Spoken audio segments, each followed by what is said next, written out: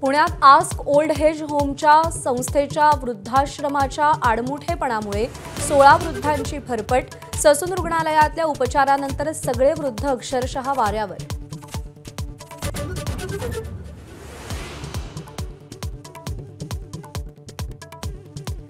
सांगलीच्या कुटुंबातील 10वीच्या मुलाची दिल्लीत आत्महत्या। शिक्षकांच्या जाचाला कंटाळून आत्महत्या करत असल्याची सुसाईड नोट।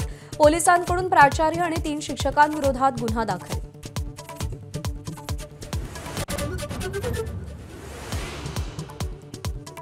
वसईमध्ये शाळकरी मुलीला जीवघेणी शिक्षा करणाऱ्या निर्दयी शिक्षिकेला अटक। हायकोर्टामध्ये ही याचिका। शाळेवर कारवाई करण्याची मागणी।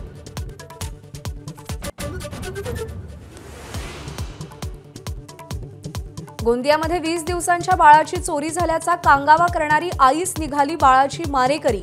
नोकरी करायची होती, मूल नको होतं म्हणून बाळाला नदीत फेकलं। क्रूर मातेला पोलिसांकडून अटक।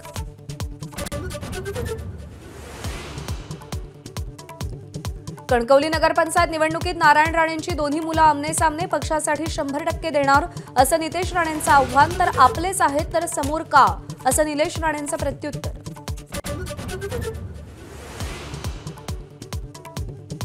बुलढाण्यातल्या चिखलीमध्ये पत्नीला पेट्रोल टाकून जिवंत जाळण्याचा आरोप असलेल्या आरोपीला अजित पवारांच्या राष्ट्रवादीकडून उमेदवारी। पोलीस बंदोबस्तात उमेदवारी दाखल।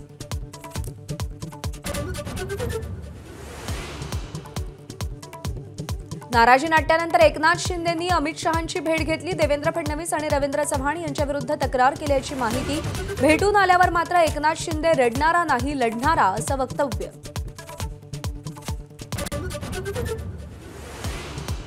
ठाकरे बंधूंचं युतीच्या दृष्टीनं मोठं पाऊल। मुंबईत मनसेला 70च्या आसपास जागा सोडण्याची उद्धव ठाकरेंची तयारी। जागा वाटपाची प्राथमिक चर्चा सुरू झाल्याची माहिती। बिहारमध्ये पुन्हा एकदा नितीश राज येणार। बिहारचे नितीश कुमार मुख्यमंत्री म्हणून 10व्यांदा शपथ घेणार। मोदी, शहा, फडणवीस आणि अजित पवारही सोहळ्याला उपस्थित राहणार।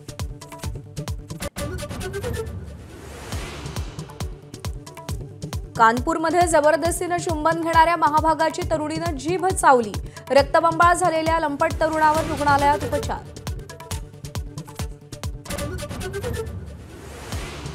जपानमध्ये 170हून अधिक घरांना भीषण आग। लष्कराचं हेलिकॉप्टर बोलावून आग विझवण्याचे प्रयत्न।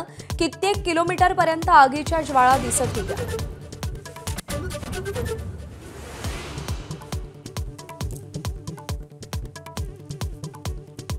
महाविकास आघाडीत मनसेला नवा भिडू म्हणून घेण्यास काँग्रेसचा नकार। मुंबईत आघाडीसाठी काँग्रेसकडून शरद पवारांना साथ। तर ठाकरे बंधूंबाबतची काँग्रेस राष्ट्रवादीची अंतिम भूमिका आठवड्याभरात ठरणार। मुंबईतलं विमानतळ आज 6 तासांसाठी बंद राहणार। धावपट्टीच्या देखभालीच्या कामासाठी सकाळी 11 ते संध्याकाळी 5 पर्यंत विमानतळ बंद राहणार।